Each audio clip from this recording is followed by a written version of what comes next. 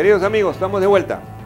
Ahora vamos a conversar sobre don Pedro Cateriano, que ha marcado distancia con don Ollanta respecto a sus declaraciones de la gran amistad y por haberlo considerado un patriota a nada menos que a Hugo Chávez.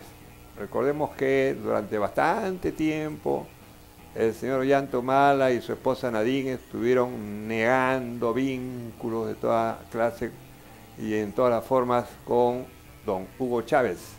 Y resulta que ahora había sido su gran amigo y que lo considera un patriota.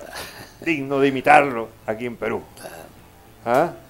Entonces, estimados amigos, no le quedó más remedio a don Pedro Cateriano de marcar cierta distancia, muy sutil, muy elegante, muy fino, muy light, ¿no? Muy hueveador. Muy hipócrita, muy hipócrita. Muy hipócrita. Porque mira, agreguémosle ahí, ¿acaso recién se sabe? O sea, porque dijo que Hugo Chávez es patriota, uy, ya le hirió en lo más profundo de su ser, en su entraña misma. Oiga, este señor no recuerda que hace varios meses, días, y se ha venido hablando de que ha recibido fondos por así decirlo, el chavismo, y que ese dinero ha venido acá y en forma turbia. Por decencia debió de renunciar hace tiempo, ¿sí o no? Ah, sí, bueno. Lo mínimo que se le ha podido pedir al señor es o se aclare esto o yo me voy. Pero como este señor no tiene en ese sentido el pudor suficiente como para hacer esa renuncia, porque acá hay que renunciar. Y lo decimos porque nosotros tuvimos vocación de renuncia en determinado momento. Por eso lo decimos. No lo estamos diciendo porque, oiga, usted qué bonito es estar con cajón y una vez con guitarra, como dicen, ¿no? Y otra con cajón, pero nosotros sí la pasamos. Y lo hemos recuerdas. Hecho. Así es. ¿Verdad? No lo recordar en qué circunstancias. Lo hicimos mediante carta notarial, de inmediato que nos enteramos que en la lista en la que nos estamos presentando como número 1 y número 2 al Congreso, nos enteramos que el señor Cataño, seriamente cuestionado judicialmente, y hasta ahora todavía sigue siendo seriamente cuestionado por narcotráfico. Nos enteramos de que lo habían incluido en nuestra lista sin nuestro consentimiento y sin nuestro conocimiento. Así que de inmediato emplazamos al presidente del partido y le dijimos, o lo sacas o no vamos. No, pero es que ya me dio $1 millón y va a dar otro $1 millón más para la campaña y entonces necesitamos ese dinero. Nosotros dijimos, no. ¿Se va él o nosotros?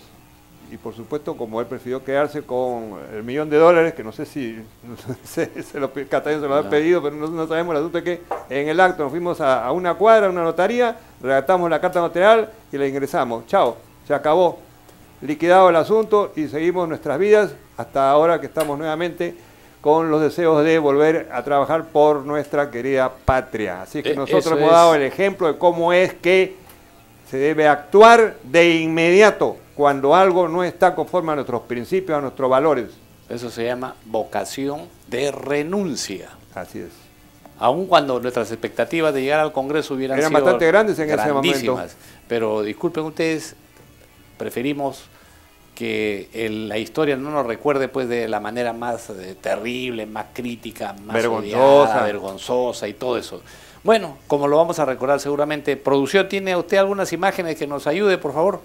El presidente del Consejo de Ministros, Pedro Cateriano, respaldó las declaraciones dadas por el presidente de la República durante su visita a España sobre la supuesta desestabilización que causan los medios de comunicación. Seguramente, tal vez por el clima de diálogo que se permite en conferencias de prensa europeas, el presidente se explayó.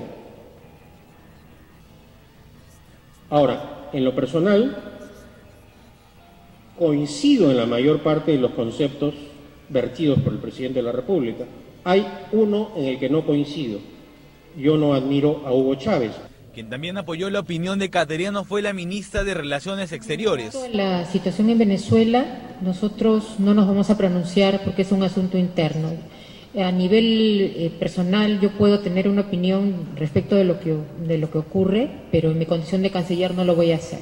Durante la conferencia de prensa, el primer ministro se incomodó cuando Panamericana Televisión le preguntó por una reciente encuesta que muestra que el 71% de los peruanos cree que existió corrupción en la construcción de la carretera interoceánica. Pedro Cateriano tergiversó nuestra pregunta. Yo quería preguntarle acerca de una encuesta, hablando usted de encuestas que había estado viendo en el pasado. Una encuesta que hoy dice que afirma que el grueso de la población, más del 70%, cree que existió corrupción en la licitación de la carretera interoceánica en los últimos 3 gobiernos, incluido el gobierno actual. Yo le pediría en la primera parte de su pregunta que sustente qué evidencia o indicio hay de presunto acto de corrupción respecto al actual gobierno. No lo conozco. Ya el periodista está condenando.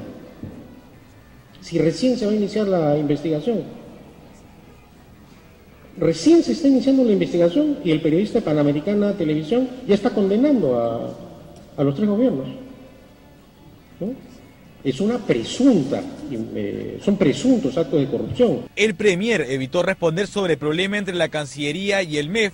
La embajadora de Perú en Italia, Eda Rivas, aseguró que la ausencia de Perú en el Expo Italia fue culpa del Ministerio de Economía al no destinar un presupuesto. A su vez, Alonso Segura respondió que fijar el presupuesto para dicha feria le correspondía al Ministerio de Relaciones Exteriores. En mi condición de presidente del Consejo de Ministros, yo he reconocido públicamente que ese ha sido un error. Y cuando habla el vocero del gobierno, la posición oficial está fijada. Es un error. Y si algún funcionario está en desacuerdo con la posición expresada por el vocero de gobierno, tiene que repensar su actuación.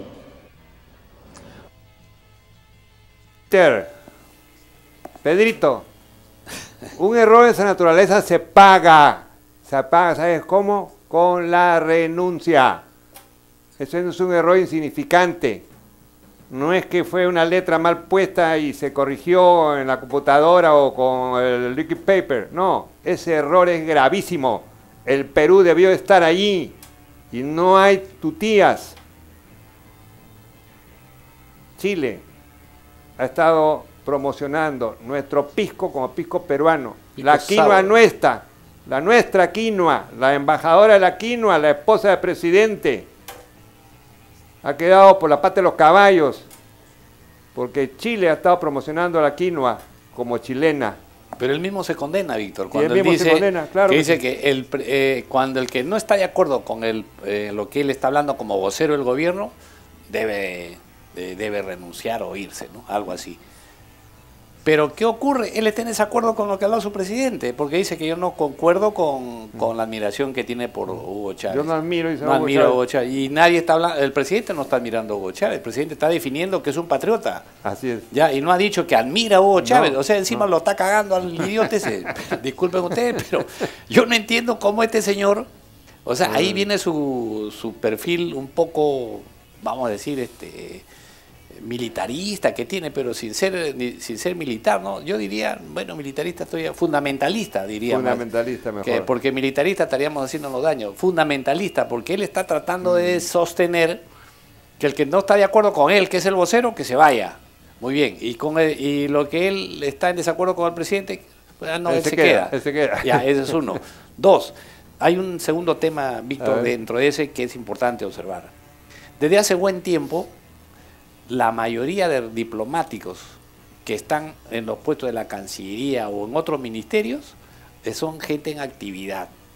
Hasta hoy las leyes, como el caso del sector defensa y el caso del Ministerio de Relaciones Exteriores, que están en la misma línea, si estás en una actividad política te vas.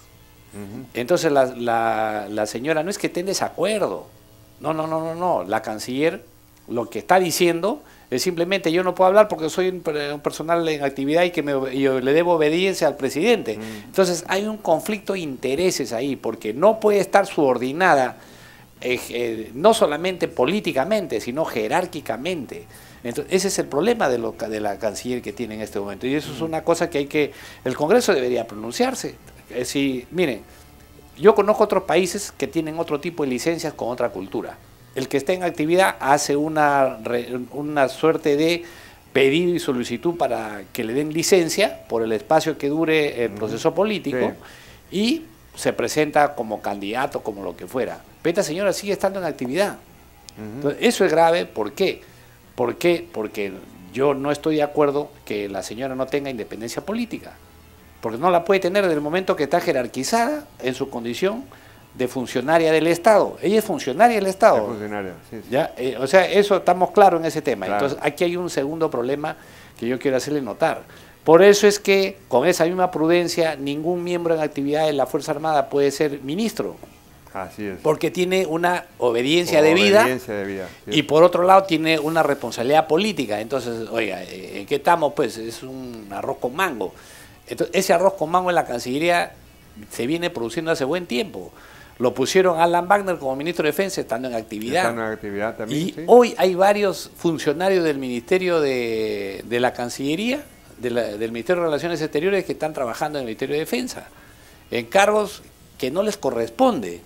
Pero es que esto, pues, el acaviaramiento o el acojudiamiento, mejor dicho así, sigue digamos, marcando parte de la agenda política. Eso es lo que yo quería agregar. Sí, es que también, ¿sabes? No quieren soltar la teta, la mamadera. Aparte que tampoco tiene reemplazos, ¿ah?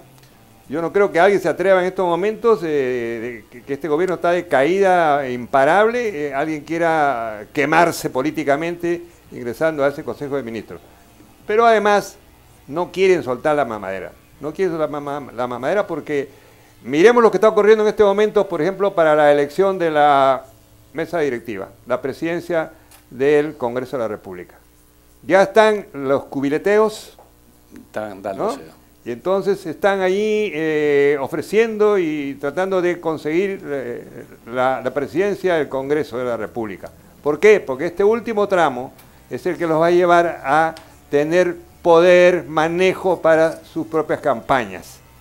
Y están proponiendo, por ejemplo, a Luis Iberico, un periodista que mucha gente lo considera pues un tipo que se ha mantenido ahí con un perfil más o menos suave y parecería que es el de consenso.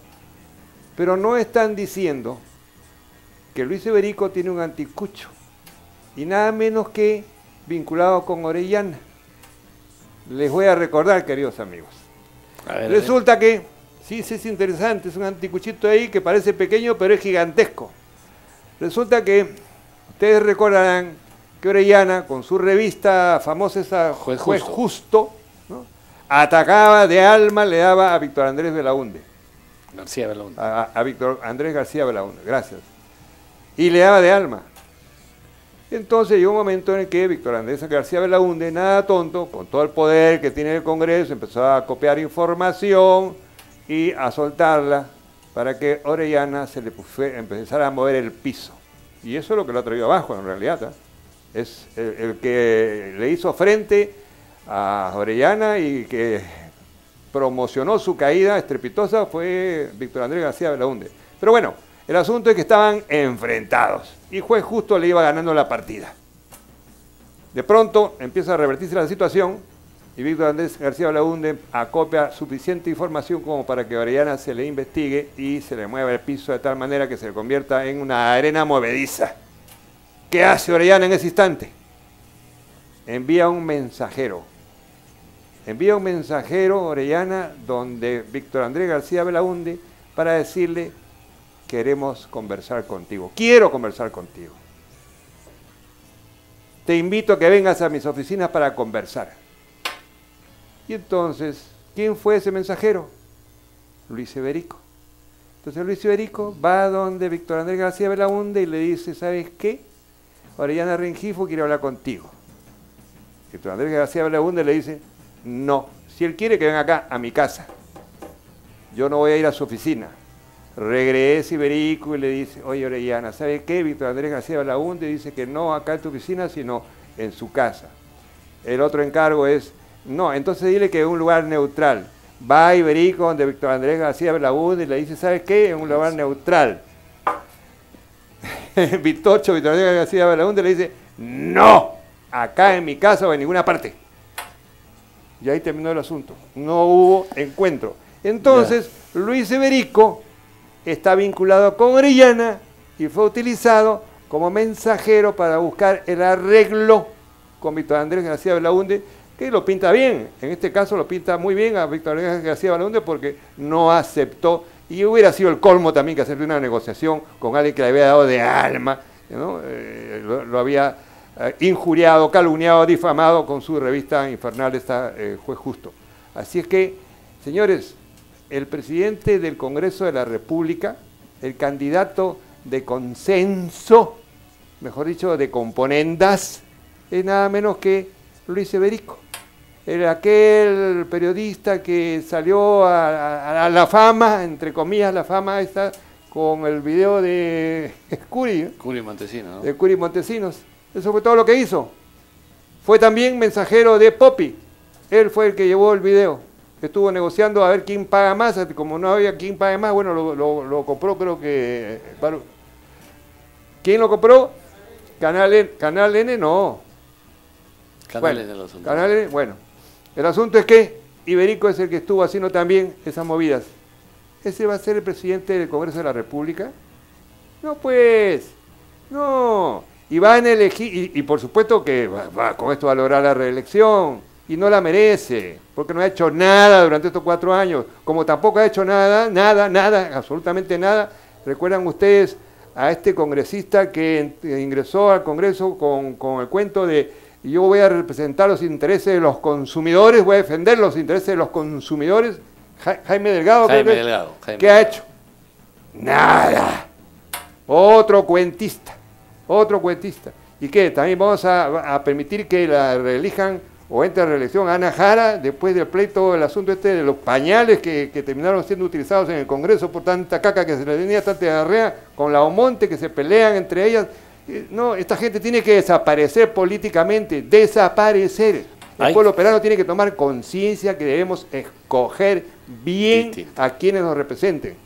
Hay que licenciarlos por tiempo cumplido, ¿ya? Y además licenciarlos porque prácticamente no tienen nada que ofrecerle, más allá de lo que conocemos. Ya su vida política se agotó en el extremo en que ellos ya no tienen más que ofrecerle, porque todo lo que nos han ofrecido es pañales cochinos, pañales sucios, porque son cochinos, en verdad. Sí, según las investigaciones, dicen pañales cochinos, mogosos y no sé cuánto. Y lo curioso, para abundar un poco más en la ironía de todo esto, es que aún no se distribuyen, por ejemplo, los paquetes para hacer frente a las heladas o al friaje en la selva. Sin embargo, este tema de los pañales se compró inmediatamente. Creo que en una semana tuvieron los 8 millones de pañales puestos ahí. Oiga, esto en realidad, y la justificación que da la ministra anoche, perdón que toque este tema, la señora dice, pero yo recién abrí el proceso, me relevé en enero y en febrero, en marzo se inició el proceso y en mayo ya estaban los paquetes. Pero ¿y por qué no tomaron presión atrás? Yo recién entré, oiga, que hable, que sea sincero y diga, bueno señor, porque el ministerio es una continuación de actividades. No hay por qué esconderlas. Entonces, en este caso, lo que ha ocurrido, simplemente que han tapado un acto de corrupción. Así de sencillo.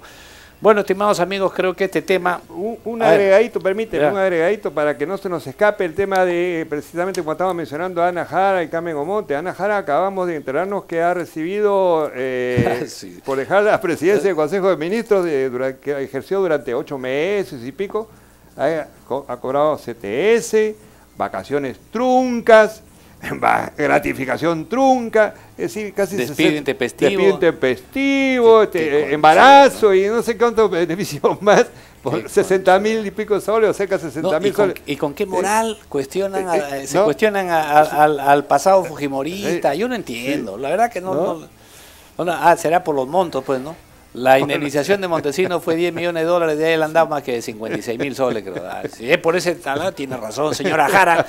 Indígnese usted, señora Jara, porque le han dado poquito, 56, a Montesinos le dan 10 millones. Claro que las diferencias entre usted y Montesinos son brutales, pues, ¿no? Porque el otro es un gran pendejo y usted no sé qué decirle. Pero con todo respeto, Esto no puede seguir sucediendo. No. Y ahora está dándose el lujo de aparecer, ¿no? Y está, por ejemplo, pues, claro, está bien que cuestione este payaso también de Daniel Urresti, porque dice que el candidato Urresti para el 2016 no es conveniente para... Claro, es que no tiene banca, ese partido no tiene banca, o sea, este es peor que la Alianza, algo así, ¿no?